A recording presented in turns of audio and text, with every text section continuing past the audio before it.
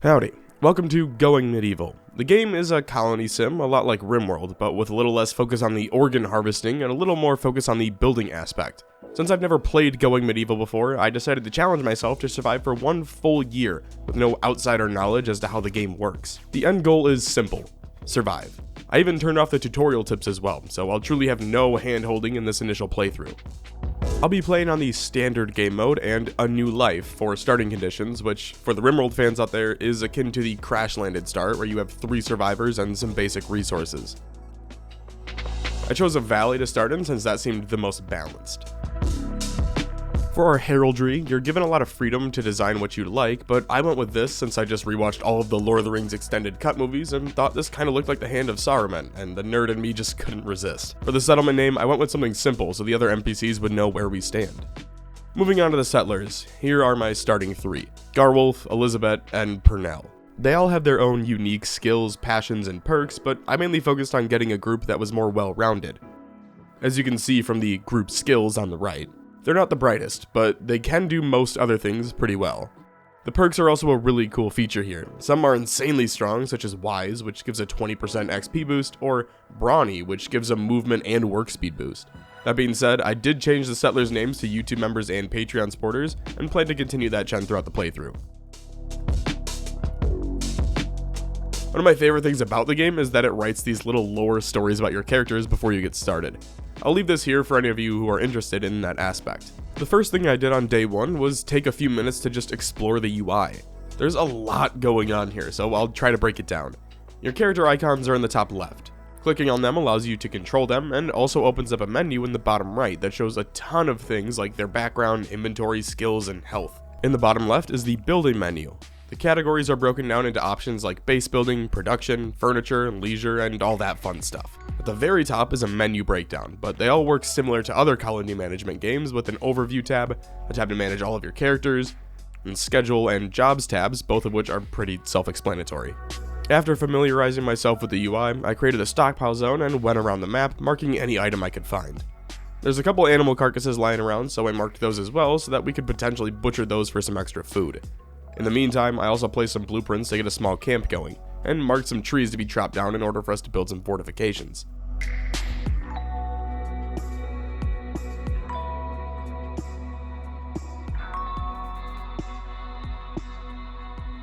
In the afternoon, I placed some wooden wall blueprints in order to begin building out our settlement.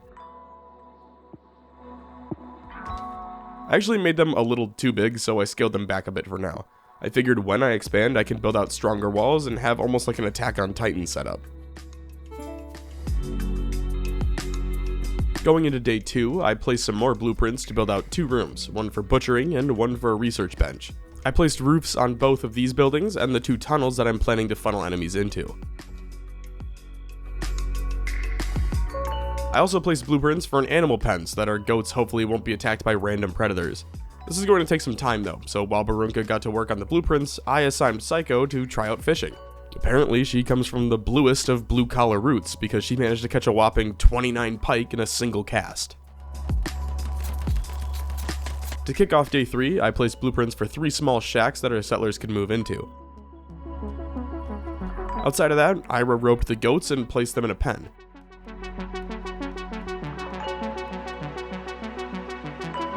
I also had the settlers build out another torch over in the pen area since the description for it says smaller animals won't be targeted by predators when it's lit.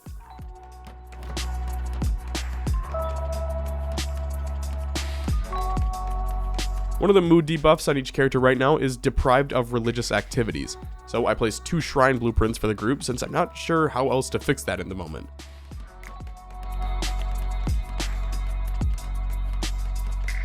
Towards the end of the day, we lost a ton of animal carcasses in our stockpile, so I assigned Psycho to begin butchering the remaining animals so we could capitalize on the free food. Almost all of day 4 was spent building. Like, seriously, all we did was build. Even Ira got involved in it. While Barunka focused on general construction, I had Ira build out specific items, such as shrines and a backgammon table, which helped fix the lack of religious and entertainment moodles. That evening, a lone traveler paid us a friendly visit. I was able to acquire 10 gold and a barrel of ale off of him for 50 raw meat and 9 birch saplings. To improve the quality of life for our group, I assigned a basic schedule for them. They'll sleep from 10 p.m. to 5 a.m., then have some leisure time from 6 to 7, and 8 to 9 at each night. And then they'll work from 8 to 6, before having 3 hours of free time to do anything they'd like. I had Ira start cutting a ton of grass so that we could stockpile some more hay. Not just for the animals either, we need it for the thatch roofing, which requires 8 hay per tile. By around noon, we'd officially run out of lumber, so I assigned Psycho to start chopping down trees while Ira gathered hay. This allowed for a constant influx of resources for Barunka to continue building with. To end the day, Barunka built out the backgammon table, leading to an intense game between her and Ira. If it's one thing the settlers love, it's f***ing backgammon for some reason. Day 6 saw us building out an Oak Brethren shrine for Psycho and Barunka to pray at. With religion and entertainment now covered, we focused on finishing up the shacks and research room. Since most of the meat was about to spoil as well, I had Psycho focus on cooking. That should give us some food for a couple days. Another issue we're running into is that our materials are decomposing since the stockpile is still outside. So as soon as the base is finished up, I want to put an emphasis on building out a proper storage building. Day 7 was relatively quiet for most of the day, just business as usual. That was until late afternoon when I gained a new settler. Taking pity on them, we allowed Gadaron to join us, even if it meant we'd be attacked in the coming days. Of course, the first thing I did was rename him to another patron. Looking at Henry's skills, he's not all that great at a ton of things, but he does have level 24 animal handling, 17 melee, and 18 mining with a high passion in it. That being said, he did take some time to relax before we got started on the house.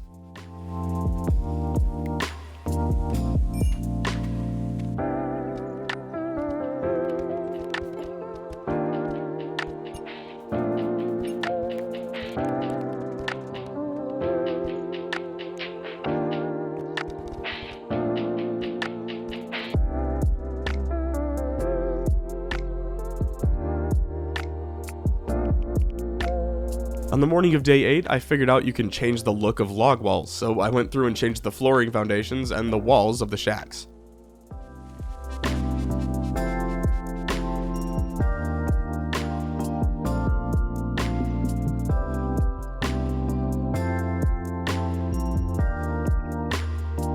To add some drama to the mix, Ira and Barunka ended their 8-day friendship after Ira tried to juggle in front of her, causing her to throw up violently. In other news, I finally unlocked the research tab, which is extensive, to say the least. From what I can gather, the research bench creates chronicles, which you can spend on different categories in here, such as architecture and agriculture. With agriculture now unlocked, I created a cabbage garden plot so that we could start growing our own food.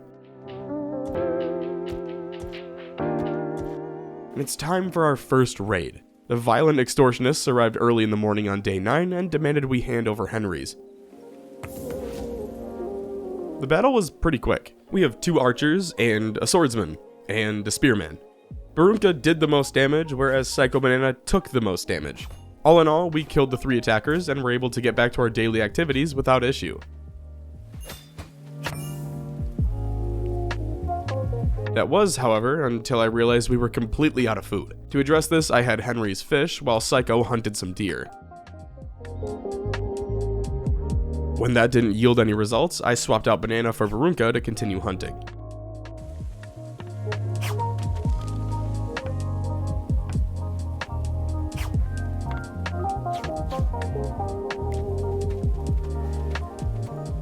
Kicking off day 10, I had Ira burn the corpses of the attackers, since seeing them was causing a pretty large mood debuff to the settlers. This looks like it's a passive setup, since I can't continue to add bodies to it until the first corpse burns. While Henry's was bedridden with a concussion, the rest of the settlers got to work committing mass deforestation in order to gather enough lumber to finish the base.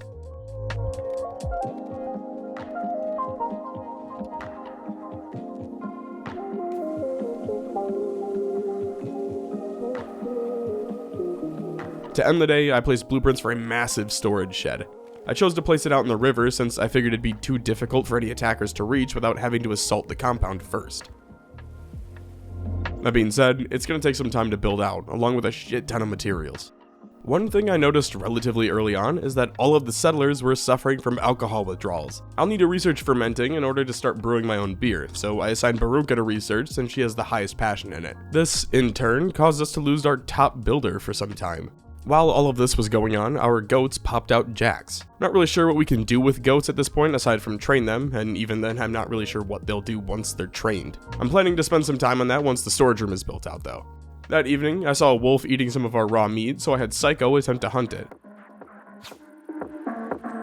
This was a horrible idea and ended up with Psycho bleeding out before Ira was able to put the wolf down. Luckily, it was just one wolf, and Ira was able to tend to Psycho before any real damage was done. I'm not sure if this is correct, but it seems that as the Chronicle pile loses hit points, I can no longer use those books. I should have around 30 books to use for research, but when I go to the research tab, I can't use them for anything. To counter the decay of these materials, I added a second room to the research building in order to store the books in there. Well, we survived spring. The log told me now that was the time to build underground storage, so I set my research goal to be based entirely around preserving food. I'm not sure how to build underground food storage, so I'll have to figure that out as well. One thing I noticed when it comes to research is that there's available and allocated books. What I'm assuming is that you need allocated books to match the amount of research that you've already paid for. My best guess is that once you reach the allocated max, which is 25 for me, the extra books move to available. Since I just watched 25 books disintegrate into the dirt, I figured I should probably focus on building out a storage room for these books first. So I moved Barunka back to building until the second room was completed.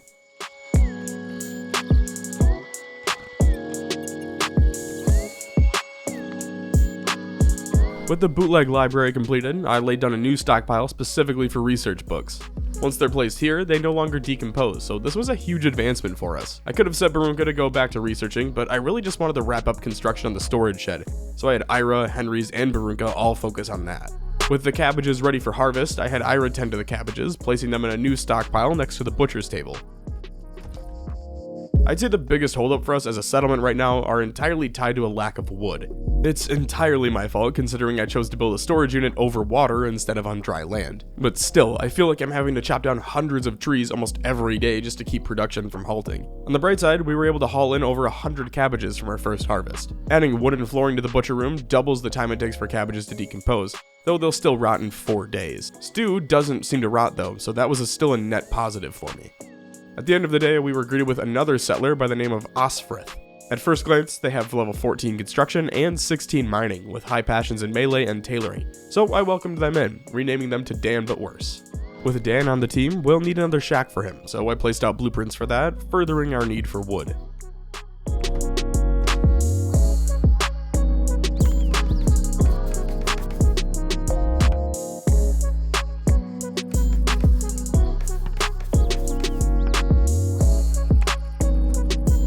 As soon as the storage shack was built out, I placed a new stockpile zone and set every other item as an urgent haul to the new building. This was a massive win for us, since most of these items no longer decompose, and the ones that do now take over a year to do so, giving us a ton of time to work out a way to slow that as well. After moving the remaining items, we took some time to commit more deforestation before building out Dan's new shack.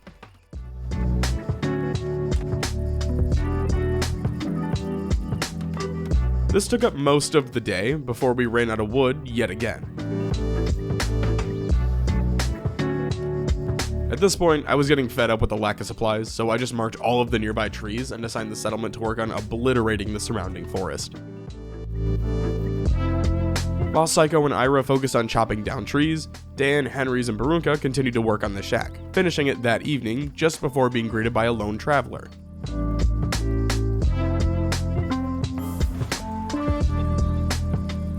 I managed to haggle for 3 meat in exchange for hay, 3 gold, and some saplings. With everything built out for once, we were finally able to start focusing on other things, like gardening and research. Now that we have some time at our disposal, I can have members move on to different things. I discovered that we can place wall torches, so I set blueprints for those all over the base. While Dan and Barunka built those out, others like Ira and Psycho continued chopping down trees and harvesting berries, with Psycho eventually shifting focus to cooking. We even had time to fit in some hunting. Most of day 20 went about the same as the previous day. We continued the anti-hippie movement by destroying some trees, and restocked on our food supplies by fishing and hunting. This is gonna take forever, but it's making the area look all cluttered and I hate it, so I set everything on the floor to urgent haul and watched the settlers sprint back and forth for a few hours. While all of this was going on, I came up with the idea to just build a second research bench to speed up progress on that, since I haven't been able to research anything past agriculture after losing 25 books a few days ago.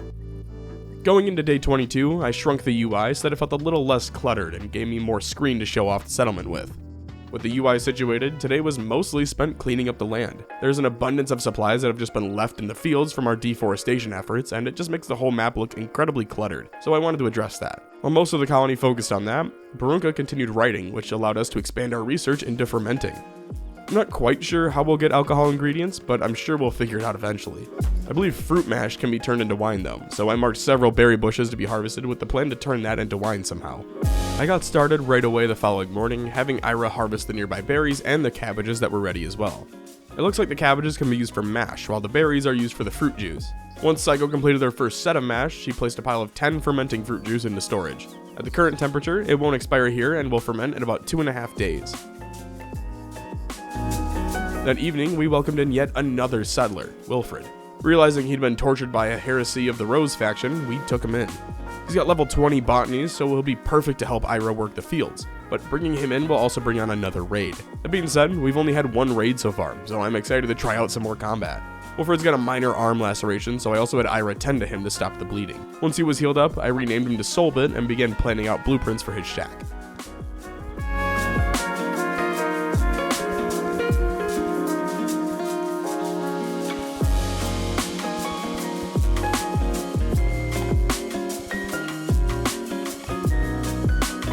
Since this raid is going to be dealing with 6 attackers, I took the liberty of placing some blueprints for defenses as well.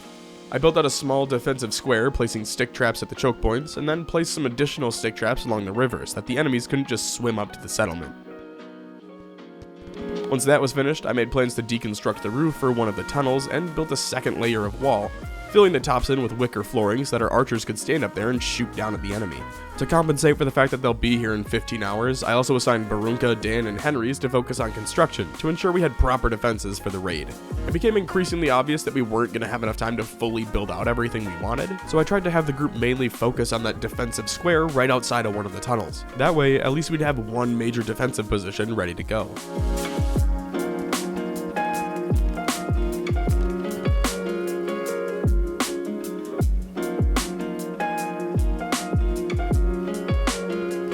As it turns out, the Heresy of the Rose are more akin to a satanic cult, as they drew a shit ton of symbols on the ground, then sacrificed a hen on top of it. Nevertheless, we're not giving anyone back. This pissed off the faction, making them hostile towards us, but honestly at this point, I just want to get into the combat. The fight went way better than I thought it was going to go. Almost none of the settlers have any real armor, so when it came to melee combat, we got destroyed. Dan and Soulbit took the worst of the damage, but almost everyone else was fine.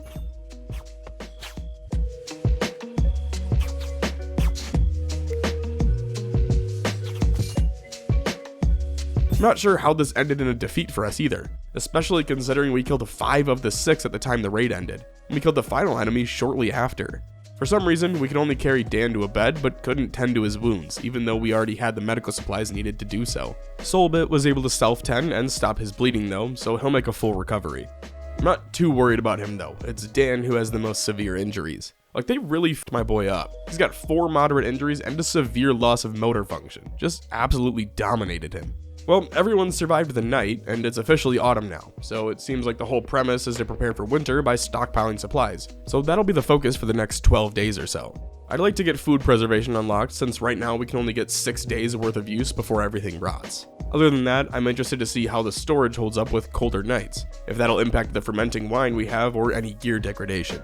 We'll also need to start focusing on tailoring warmer clothes. I'm starting to think I can't heal Dan until I get stronger medicine, since I only have simple medicine kits at the moment. On the off chance we could purchase some medical supplies, I set blueprints to build out a merchant stall. I also began swapping out the hay beds for wicker beds, since they seem to be a little bit better and have a 10-point aesthetic swing. There's an infirmary bed for 45 research, so I set Soulbit and Barunka to continue writing in the hopes that that could help save Dan, who was still bleeding out. At this point, he'll be dead by tomorrow morning from blood loss. Luckily, at around noon, Dan was able to regain consciousness and use these simple medical supplies to address his injuries. This was a huge win for us, but I'm still confused as to why we couldn't have someone like Ira stop the bleeding. His injuries are still going to take several days to heal from, but regardless, it looks like he's going to survive and recover. That evening, Psycho ended up cutting herself on a weapon while she was hauling it back to storage. This ended up being a good thing though, since it allowed me to learn that if I draft Ira, He'll go tend to settlers' injuries, but only while he's drafted. Heading into the second day of autumn, I unlocked an infirmary bed and built out a small medical bay just outside of our initial walls. We're going to need to start expanding the settlement here, so I figured what better way to start than with a medical room.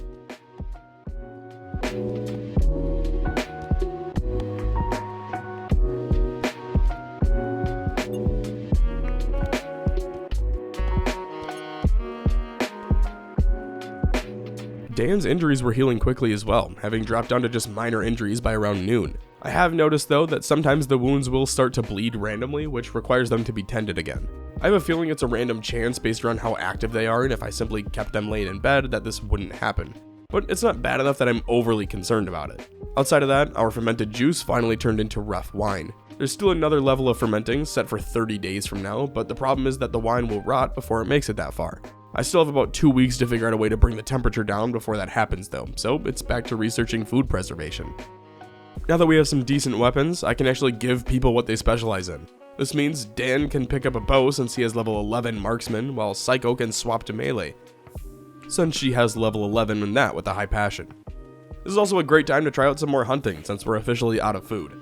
I'm not trusting Dan alone on this though, so I drafted Ira and Psycho to serve as makeshift bodyguards for Dan since he's going to be pissing off some of the wolves in the area.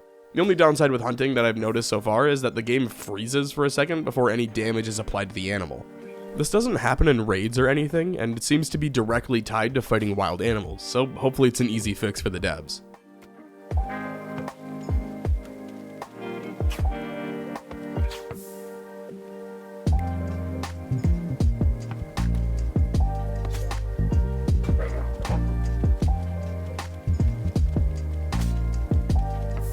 After successfully killing 3 wolves, we hauled them back and got on with our day. I did notice that we've been slamming down that rough wine though, so I made a new colony rule no one was allowed to drink it, since the goal is to get that to the next fermentation point. I'm sure it'll piss off some of the booze bags, but hopefully it'll be worth the wait. Outside of that, we learned the first step of preserving food, which was learning how to build basic shelving and developing our own smokehouses. I think I speak for all men in the settlement when I say this was by far the best advancement we can make. Now we can all get really into smoking meats and World War II history.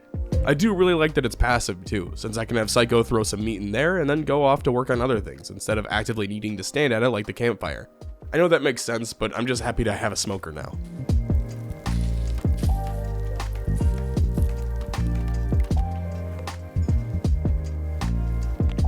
While that was going on, Ira and Solbit got on another cabbage harvest, which I plan to use on both fermenting and basic food necessities for the next few days.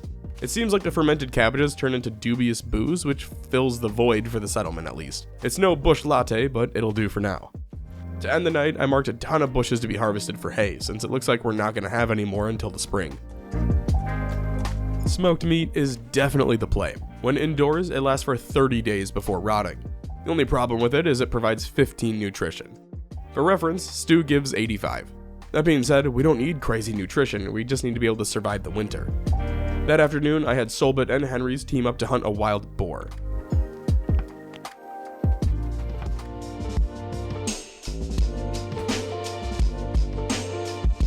After giving it the old Lord of the Flies treatment, we hauled it back and converted it into more smoked meat. The boar ended up giving us over 70 raw meat once it was butchered, which was far and away the most we've ever gotten from an animal before. It may have taken like a week to build, but we finally finished Solbit's shack on day 29. Actually, we also finished the infirmary on day 29 as well, and successfully replaced all of the sleeping mats with wicker beds. We've also been amassing a small army of goats, up to 5 now. I'm still not sure what we can use them for aside from slaughtering them for food, but I'll find time to focus on that once the food reserves have been addressed. Since hay decomposes when it rains or snows, I decided to build out a small roofed section of the animal pen that we could store hay in. That way it'll last a little bit longer for the goats. The only problem is that we have the collective IQ of a goldfish and destroyed the pen fencing before building out the walls, allowing all of the goats to just roam freely. This was addressed pretty quickly, and by 10 AM the new addition was complete and all of the goats had been successfully roped back into the pen. Later on in the day, we unlocked tailoring, so I began building out a tailoring shop next to the research area. I'd also like to build out a small armory, but I'll have to find a spot to place that still. I will say, it is really nice having most of the settlement with high construction levels. The fact that they can build out an entire building in just a few hours is a huge advantage, as long as they're all assigned to it. Going into day 31, the main goal was to be set on food for at least the next couple days. Luckily, there's 3 pike fishing spots next to the shacks, so I had Ira, Dan, and Henry's fish them in order to provide Psycho with enough raw meat to cook for the day. It was pure luck that I caught this, but it turns out the goats can also be used for milk.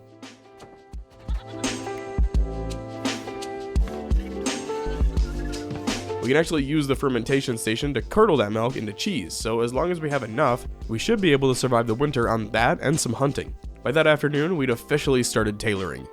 Dan doesn't have the highest skill, but he has a high passion for it, so I assigned him to make 6 pairs of winter clothing and 6 hats for the colony. To end the day, I unlocked a research tier 2 and placed a blueprint for that new research table.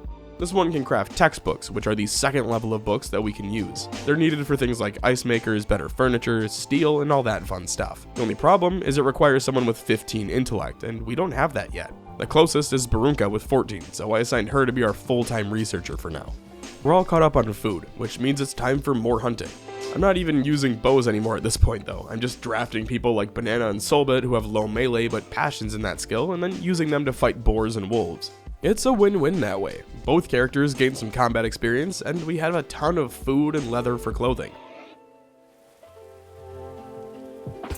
We don't really have anything to build at the moment either, so I assigned Henry's to start mining some iron and clay deposits in the ground.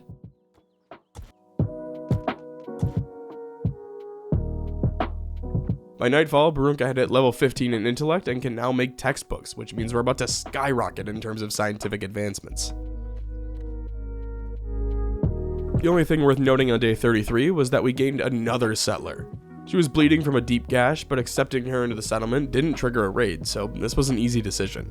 She has proficiencies in culinary, marksman, medicine, and mining, even though she sucks at almost all of those. She does have 15 construction, 16 intellectual, 15 melee, and 14 tailoring though, so she could be of some use to us. After renaming her to Spooky Ghost, I assigned her job priorities and had her tend to her deep leg and chest lacerations. I also noticed that if we move our rough wine into the meal prep room, it's no longer rotting and will ferment in 11 days. To end the day, we discovered stone block cutting and placed a table next to the tailoring bench. To deal with the fact that we keep letting random strangers join our settlement, I came up with the idea to move on from individual shacks and instead make a multi-leveled barracks that we could use. Obviously, it'll require a significant amount of resources, and since wood is flammable, I like to avoid using that. The last thing I want for is all of our hard work to be undone because some dipshit dropped a half-lit cigarette on the floor one morning. Before we do that though, we'll need to gather some resources, so I found 2 of the larger clay deposits and began mining them out. I'll likely have to redo the entire settlement since we've grown so much, but I'll worry about that later. For now, it's on to mining. At the end of the day, we welcomed on yet another settler who was being pursued by another hostile faction. This would bring a raid of 7 soldiers in the coming days, so we'd have to prepare for that as well. Octal has 17 botany, 18 marksman, and 19 mining, so he'll definitely be useful to the settlement. He does have a minor chest laceration and a mild concussion that we'll need to monitor though. The mining expedition continued well into day 35. There's not really all that much I can do at the moment. We're kind of just stuck waiting for the search party to arrive tomorrow, and we still need a few thousand clay to begin building our barracks out. That being said, Dan got attacked by the participants of Rainforest, leaving him bleeding out in the woods. I sent Ira to go rescue him, but he'll likely be out of commission by the time the search party arrives.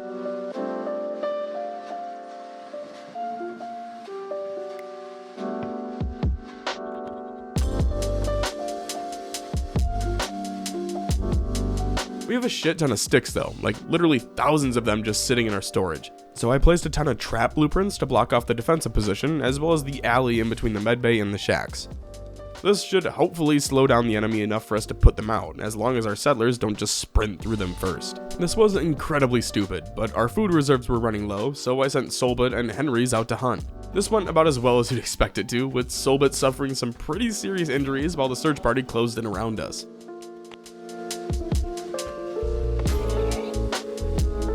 As the sun set, the raid began. It took a little over 2 hours, but our defenses actually helped out a ton.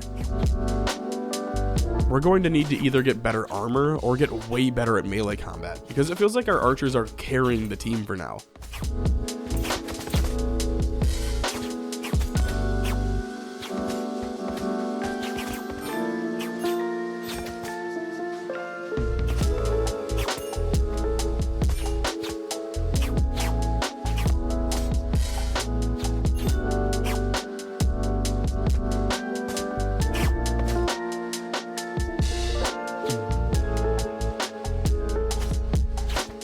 That being said, I'm still not sure how this ended in defeat.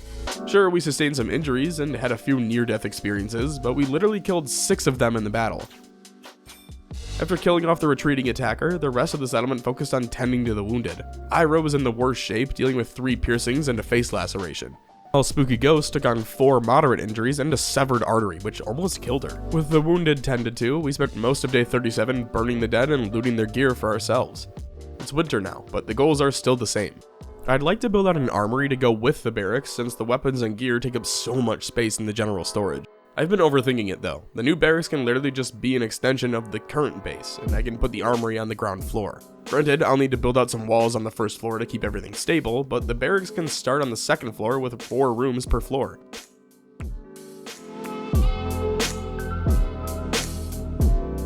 Anyway, I also researched a cartography table.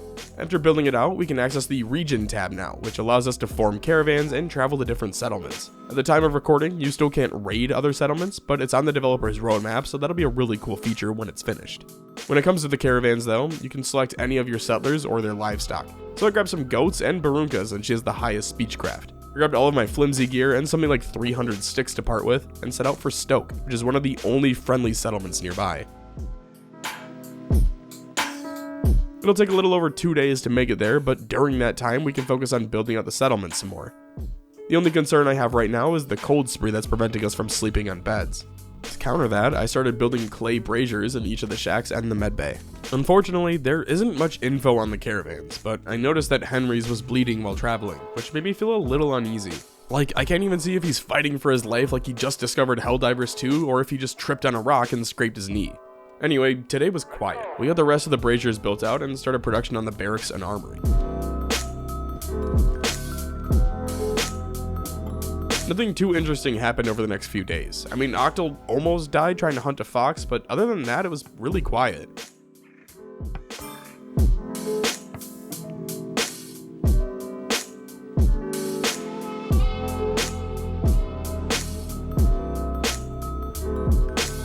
Our caravan arrived at Stoke that evening, and we were able to sell most of our junk, walking away with 69 gold, 100 wood, some rough wine, some booze, and 8 apple tree saplings.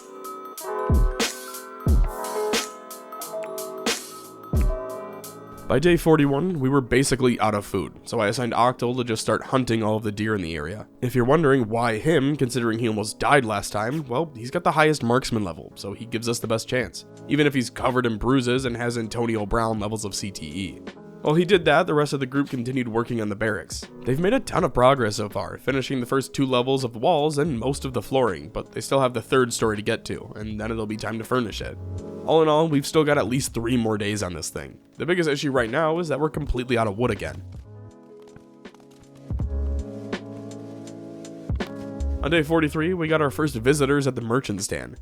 After noticing they had a high quality warhammer on them, I traded in all of my flimsy gear, our cat Jess, and some tallow and saplings for it, which I think might have been the biggest finesse I've pulled off in this game so far. Since Psycho has the highest passion for melee combat, I gave her the warhammer. If I can be honest for a second, hunting in this game is abysmal. The lag with every hit makes it almost unbearable, and on the off chance you can get a swing or shot off in time, the animals sprint across the map before you can even recover from your initial attack. Take this boar for example, look how choppy the combat is here. I'm not sure how this is different from the settlement raids in terms of attacks, but the settlement raids are so much smoother. Maybe I'm just doing this incorrectly, but I've also noticed that when I tend to injuries, it actually takes the injury longer to heal. Take Cycle for example, who's been healing from a bruised nose for like 30 days now. She has 28 hours for her nose to heal as is, but if I bandage it, it shoots up to almost 91 hours. To add on to that, when they lay in the infirmary beds, they're supposed to be receiving a 50% wound regen, but that doesn't seem to apply to any of the characters, regardless of their injury. In regards to building, the settlers will often box themselves into uncompleted rooms, which is a huge pain in the ass. In this example, Henry's and Barunka built out flooring instead of the doors, so now they're just stuck in this section until someone decided to get around to building a door for them. It's literally just that episode of Drake and Josh where they build the treehouse and forget to cut the door beforehand. Where's the door hole? Here's another case of an injury that now takes almost 4 times as long to heal because I tended to the wounds. Make it make sense. Honestly, one of the most enjoyable selling points of the game has been the most frustrating for me. In this instance, I'm trying to just build a roof, but the building is too large, So I tried using 2 sections of half roof to build out 1 full roof. This didn't work either, but now I can't even remove the blueprints for the roofing sections. Whenever I try to click on them, it just grabs the tile below it, even though I'm on level 15.5 out of 16. The only workaround for this is to reveal the roofing tiles, even though I can see them without the reveal being active, so I'm not sure why I wasn't able to just remove them before. It's likely just a skill issue here, but I'm feeling bitchy today, so I'm just gonna keep bitching. By day 45, I got so fed up with hunting that I pulled Octal off of it entirely and just banked on either fishing or scrapping up enough food to survive the remaining few days here. Anyway, by the end of day 45, we'd practically wrapped up the barracks. Tomorrow we'll get the beds moved over and all that junk so that we should be all set. As it turns out, apparently we need beams across the entire middle section of that top floor. That becomes a problem pretty f***ing quickly when you realize that means we can't have bedroom doors up here if we want a roof. So anyone sleeping on the 3rd floor doesn't get a bedroom door. But wait, it gets better. Since the beam has a maximum range, I just can't place one without slapping a random piece of clay walling down in the middle of the hallway. This whole build was a massive mistake, and I hate myself for thinking I could do something remotely cool other than a 1-story building without issue. Instead, it's just turned into a massive eyesore with blueprints everywhere. By the end of day 47, we'd finally finished the barracks. Starting with the ground floor, the northern section is lined with weapon racks and wall-mounted weapon racks. We'll be adding armor racks here as well once we unlock them from the research tab. In the bottom right corner are the crafting tables to make bows, melee weapons, and armor. The next 2 floors are assigned to settlers. So far we have wooden hay beds built out for each character to sleep on. As we continue to unlock more furniture, we'll add that to the rooms to make them more appealing. The last day of winter was really quiet. With the barracks built, everyone just kind of went back to their normal routines. I placed some blueprints for a kitchen and food storage area, but it's not something we'll be able to finish this playthrough. Well, it's been a full in-game year, so here's what we were able to accomplish with no previous knowledge of the game. Our settlement looks more like one of those small fishing villages you'd see in a medieval game, but that was more so due to poor planning than anything. I've been training these goats every single day, and none of them are trained up yet. Not sure if that's a skill issue or a game issue, but I still have no idea what the point of training is since I never got to fully train one. At least for me, normal wasn't all that much of a challenge. I felt like we only ever got raided when we brought on a new settler, and I just wish I'd been attacked more or there was more combat in the game. It feels very slow without it in my opinion. That may just be because I was playing on normal difficulty though, and not something like survival, where it gave the impression that raids happen much more frequently. That being said, I'm gonna get out of here. If you made it to the end of the video, thank you so much for watching. Until next time, I appreciate you all. Stay safe, and thanks for stopping by.